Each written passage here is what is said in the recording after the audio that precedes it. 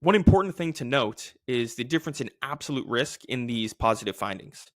So if we look at overall cancer incidence per total artificial sweetener consumption, for example, we have non-consumers having 3.1% incidence, low consumers having 3.92% incidence, and high consumers having 3.17% incidence. And you'll see the hazard ratios, which are the relative risks after adjusting for confounding variables, pretty much taking into account differences in BMI, overall diet quality, smoking status, things like that, age, and then looking at whether or not artificial sweeteners still have an effect after adjusting for those variables. You see the hazard ratio 0.14 for low consumers here and 1.13 for high consumers. If we scroll down and look at it graphically, we see here there's really not a clinically significant difference. So my point being, the difference between non-consumers and high consumers is 0.07% in cancer incidence. So even if that was a legitimate statistically significant finding,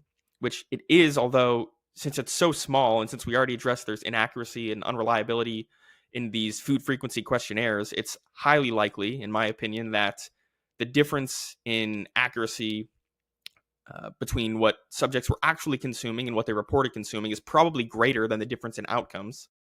Even if they were significant or accurate, I should say, we see when you graph them out, you can barely tell the difference between any of them, right? There's barely a difference in outcomes.